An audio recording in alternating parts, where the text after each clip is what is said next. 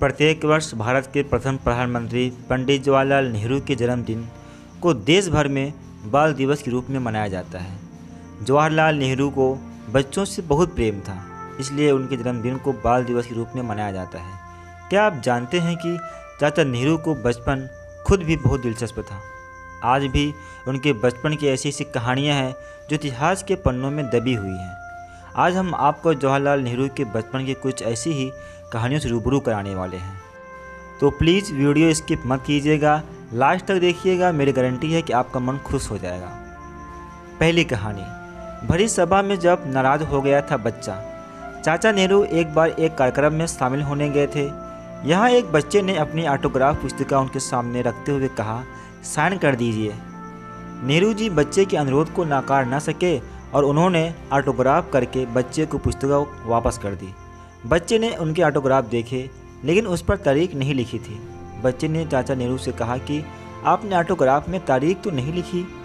इतना सुनते ही चाचा नेहरू के मन में बच्चों जैसे सी शरारत आ गई। उन्होंने उस बच्चे से ऑटोग्राफ की पुस्तिका ली और उस पर तारीख लिखकर उसे लौटा दी। इस बार बच्चा उनके ऑटोग्राफ और उनके साथ लिखी तारीख देखकर गुस्सा हो गया।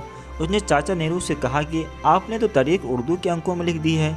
इस पर चाचा नेहरू ने मजाक भरे लहजे में बच्चे से कहा कि भाई आपने पहले अंग्रेजी में साइन करने को कहा तो मैंने साइन कर दिया, फिर आपने उर्दू में तारीख लिखने को कहा तो मैंने उर्दू में लिख डाला। चाचा नेहरू का ये जवाब सुनकर वहाँ मौजूद सभी लोग हंस पड़े।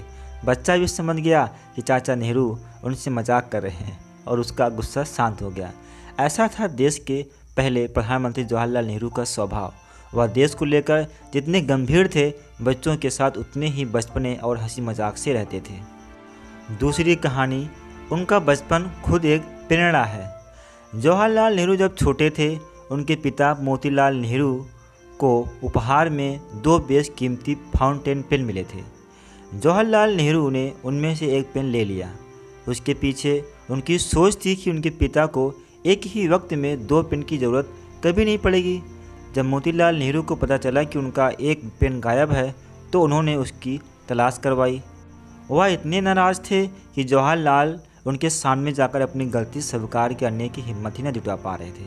काफ़ी खोजबीन के बाद जब वह पेन जवाहरलाल के पास से बरामद हुआ, तो उनके पिता ने उनकी जमकर पिटाई की। पिटाई से वह इस कदर घायल हो गए कि उनके पूरे शरीर पर दवा लगानी पड़ी थी। इसके बाद वह पिता से काफ़ी डरने लगे थे। तीसरी कहानी। जब घर से बिना बताए पिता का घोड़ा लेकर निकल गए थे जवाहरलाल नेहरू और हो गए थे घायल। बच्चों में साइकिल, बाइक या अन्य वाहनों का क्रेज बहुत ज़्यादा होता है। अक्सर हमारे घरों या आसपास के बच्चे घर के में बिना बताए चुपके से साइकिल या गाड़ी लेकर बाहर निकल जाते हैं। जवाहरलाल नेहरू भी अपने बचपन में इसी तरह आम बच्चों की तरह शरारतें किया करते थे। एक बार बचपन में वह अपने घर आनंद भवन में पिता के अरबी घोड़े की सवारी कर रहे थे। सब लोग अपने अपने काम में व्यस्त थे। इसी दौरान नेहरू जी घोड़ा लेकर घर से बाहर निकल गए और किसी ने उन पर ध्यान नहीं दिया। थोड़ी देर बाद घोड़ा अकेला वापस आनंद भवन लौट आया, लेकिन बालक जवाहरलाल नेहरू उस पर सवार नहीं थे। इसके बाद बड़े पैमाने पर पूरे शहर में उनकी खोजबीन शुरू हुई। इस दौरान मोतीलाल नेहरू ने खुद बेटे जवाहरलाल नेहरू को एक सड़क पर पाया। उन्हें चोट लगी थी और वह धीरे धीरे घर की तरफ लौट रहे थे। पूछने पर पता चला कि घर से बाहर निकलने के बाद वह घोड़े की पीठ से गिरकर घायल हो गए थे। तो दोस्तों, जवाहरलाल नेहरू जी का शरारत भरा बचपन कैसे लगा आपको? आप हमें कमेंट बॉक्स में ज़रूर बताइएगा। यदि आप नए हैं तो चैनल को सब्सक्राइब कर लें ताकि आने वाली हर वीडियो आता सबसे पहले पहुँचे। और वीडियो को लाइक, शेयर, कमेंट अवश्य करिएगा। धन्यवाद।